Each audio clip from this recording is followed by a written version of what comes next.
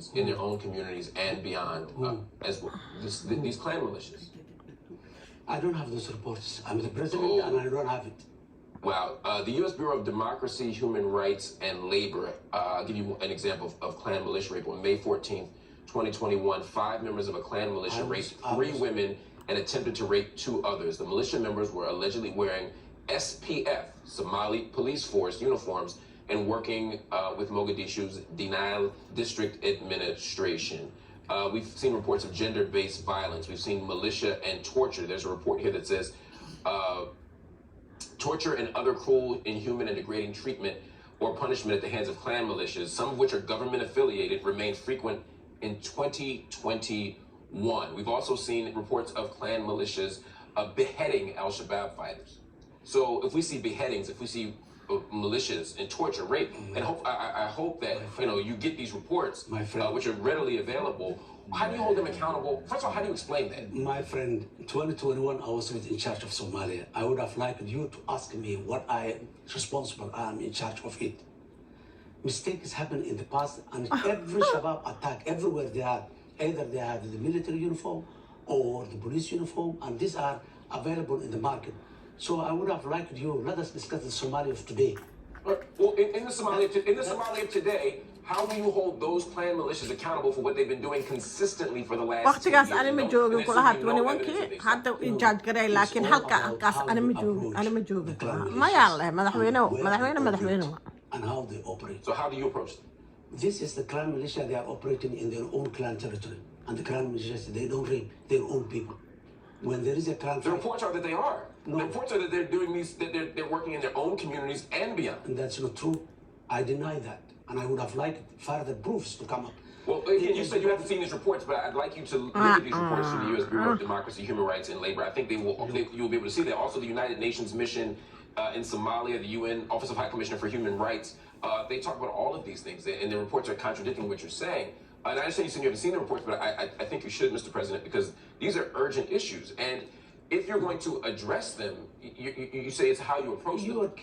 You are keeping me with the vicious circle of the Somalis' difficult times in the past. We are moving forward. This does not mean that it will remain today as it was 2020 or even a decade ago. Somalia is moving, is progressing. We don't have such incidents right now, and we're walking. I will not say. dib u celisaa samaysa madaxweyne dib iskugu noqo dib u celisaa Soomaaliya ku sameynaysa How do you hold those groups accountable for these actions? There was always systems that makes them accountable. Those systems were weak. We strengthen those systems, whether they are traditional or religious or illegal. We are strengthening all the systems in place. Can you give me more detail about that? Because what are these systems that are being strengthened, and how are you strengthening them? Mobilizing, awareness raising. It's not the switch that. But awareness raising doesn't stop rape.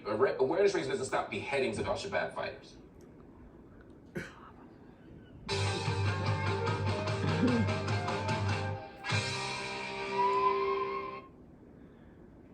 Yep. Rape.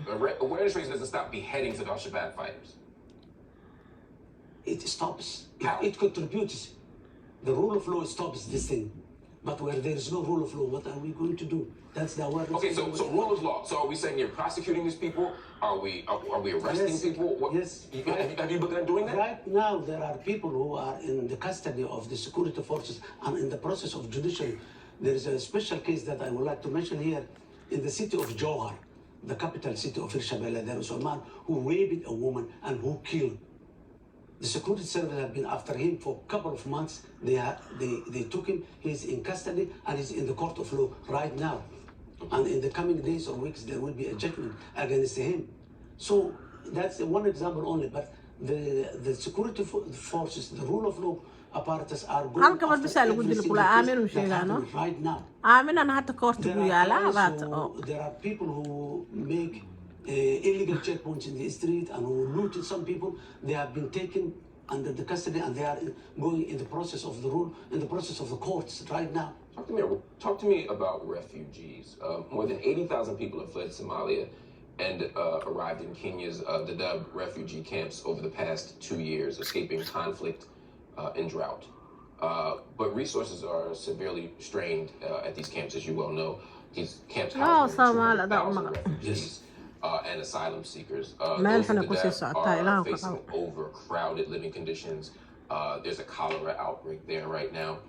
What kind of cooperation have you set up with the Kenyan government to support Somali citizens there? Well, this is a very, very painful reality. Our people are there, not only one now, but generations are in the refugee camps now. People who born there are now kids, have got kids, and so on. So it's a very painful reality that's there. And the only way out is solving the problem, the security problem of Somalia. Once that solve it, then people will come back. Of course, there are some parts of these people, they are for economic reasons. They are refugees, economic refugees. They are not all security refugees. But we are working with the government of Kenya. I visited Kenya twice since the elected new president. One of the subjects that we were discussing is the refugee. We really appreciate and sympathize the difficulties that Kenya is facing because of these refugees. And it has been a very long time. We're willing to take back our people. And that's why, but we cannot take back right now.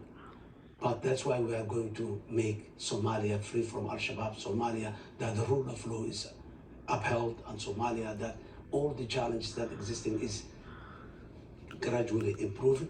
So we are envisioning that those refugees will come back, and we are discussing right now. Do you have an imagined timetable for that? First of all, refugees, they have to come back voluntarily. Of course. And by coming back voluntarily, they have to be convinced and believe that going back is a better place than the refugee. Because the refugee camps, they are getting some services. They have to get those services, they have to get the assurance of security.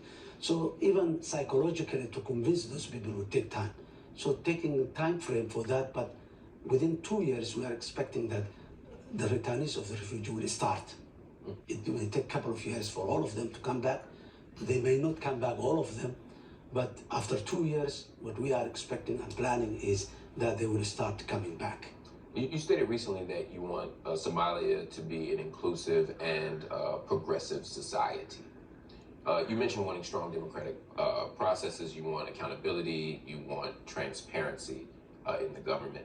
But a key component of any society like that is a free press. In October, veteran Somali journalist Abdullah Ahmed Mutmin raised concerns about a new government directive prohibiting, quote, dissemination of extremism ideology messages, fearing that it could tacitly restrict free speech.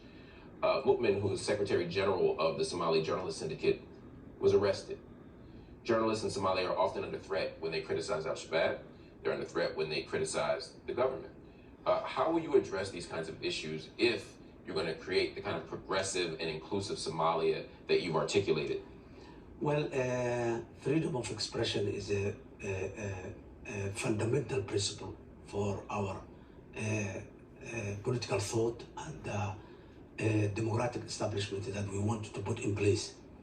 Yes, the fight against Al-Shabaab may take some astray some people from us, but what we are talking about is propagating Al-Shabaab agenda and propagating false information, misinformation regarding Al-Shabaab. That's what we have been talking about, not a freedom of expression and not a free speech. It is not a free speech. But Abdullah Ahmed Mutmin was arrested, quote, for publicly disobeying a government directive and holding a press conference that criticized the directive. Well, that is the directive is a law and it's a legal framework. No one. What was the directive? No one, not propagating Al-Shabaab's ideology. That was mainly focused. How did he publicly propagate Al-Shabaab's ideology? If he objected and rejected the directive, what does it mean? Wait, but you're saying the directive is you can't promote Al-Shabaab. How did he do that? He refused the directive. As you rightly said now, he objected the directive. If he objected the directive, that means he's taking free hand to propagate the idea of Al-Shabaab. Or he's challenging the idea of a government restricting free speech. No, that's the difference. The directive is not restriction of free speech. That directive was not intended at all. And there are laws that protect the free speech. This directive was not against those laws. He has suffered violations of his human rights according to many organizations, including the Committee to Protect Journalists, including arbitrary arrest and detention, denial of fair trial rights, and restriction of his right to freedom of expression. He says he still faces threat and persecution from Somali authorities. How do you respond to that? If these are there, these claims are there, we have courts and we have rule of law systems. They have to go through the court system and go. Everybody can be. No one is above the law, and we have a judicial system that functions. Let them go to the judicial system. You've talked a lot about the post Al-Shabaab Somalia.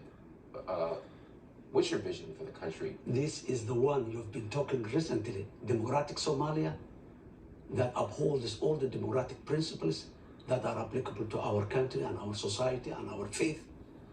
And the Somalia that is free from violence is the Somalia that serves self-sufficiency in many aspects. Democratic Somalia, which upholds the constitutionality. Yes, still we are in the building of that society, but that's the vision. Mr. President, thank you so much for joining me on Upfront. Thank you.